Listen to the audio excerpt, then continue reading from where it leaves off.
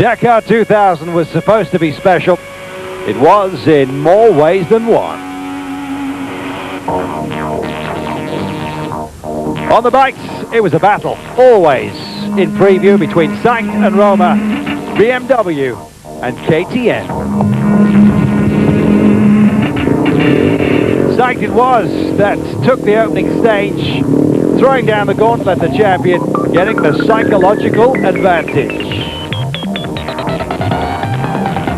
Roma, he was out there chasing. KTM, determined not to let go. Gallardo was there too, of course, as was Kinnegartner, Meoni, Cox and company.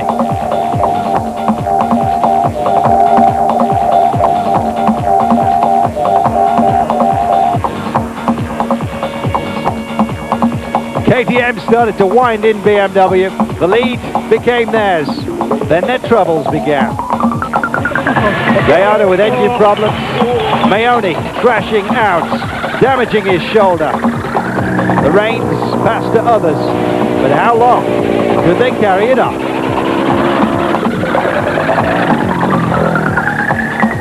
Tianen, troubles for him.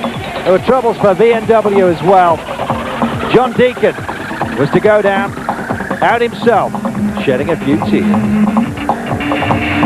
Sankt had his problems too, but teamwork amongst BMW, second to none. Jimmy Lewis took a tumble, got back on, and of course, finished third place overall. It was a hard race, particularly hard on the privateers. The big teams fighting it out. It was Roma in the lead with Sankt playing catch-up. Roma cruising away, looking the likely winner.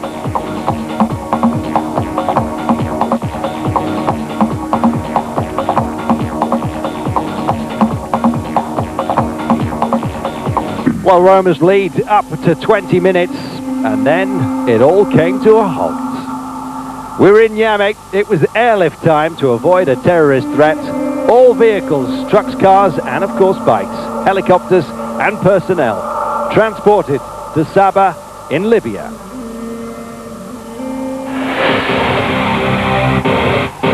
Back in Libya, KTM were in trouble. We started to get wind of it with starter trouble for Roma. Panicking, putting on a light suit. He was cold. Kinnegartner, engine trouble. Tried to catch up, crashed out. Navigation troubles, dogging, all and sundry. Roma, a blown engine, all over. Sankt, head of the field.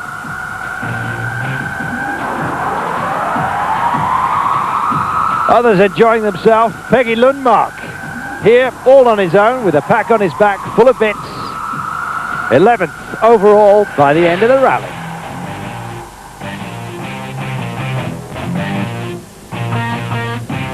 Roma making his point, staying on his machine, coming home to win the final stage.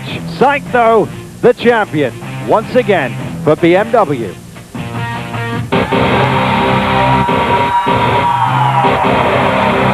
One, two, three, and four for the men in blue.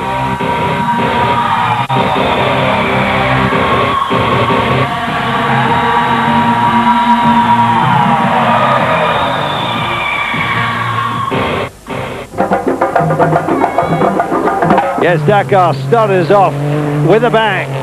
Souza, he was in great form.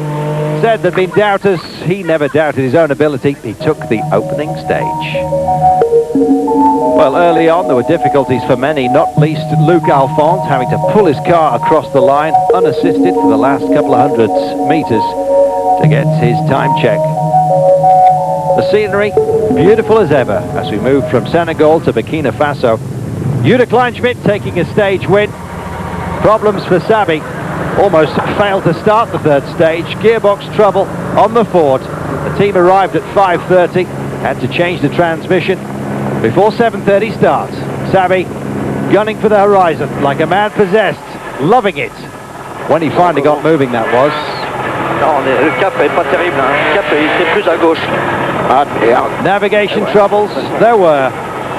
You didn't have to be a star to get trapped, though the stars did, along with the also-rans. Fontenay in difficulty. He sorted it out. One man who seemed to be flying, Peter Hansel, the Mega Man.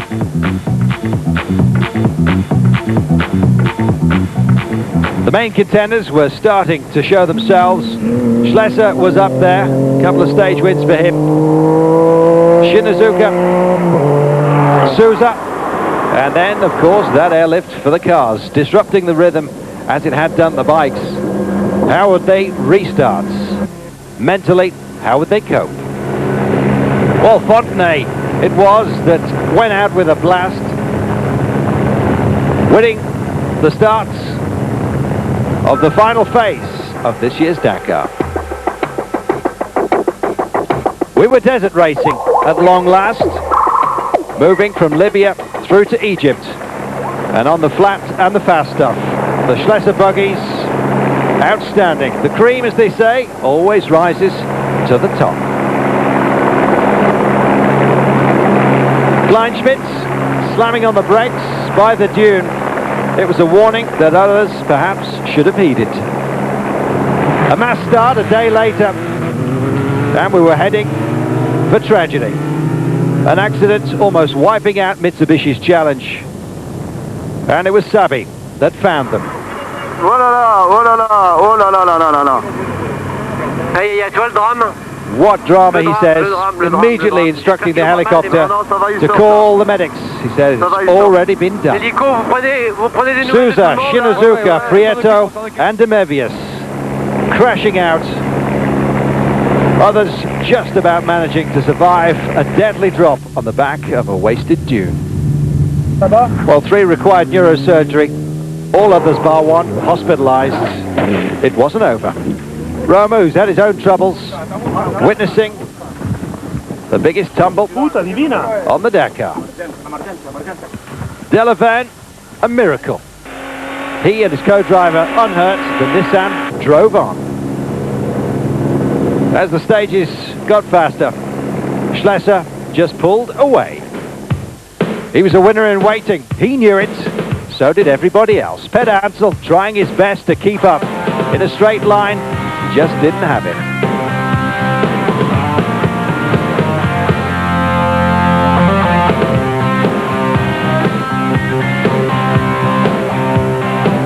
Schlesser then, 2 in a row, the hero, not only of France, but of the Dakar itself. Hubert Auriol says for sure there will be another Dakar next year.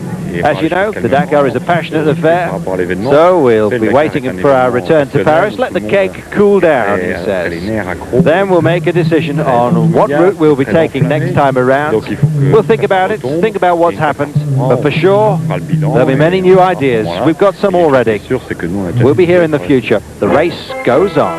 Dakar 2000s. It's been a dramatic affair. It's had more than its fair share of drama and adversity. Thanks for your company.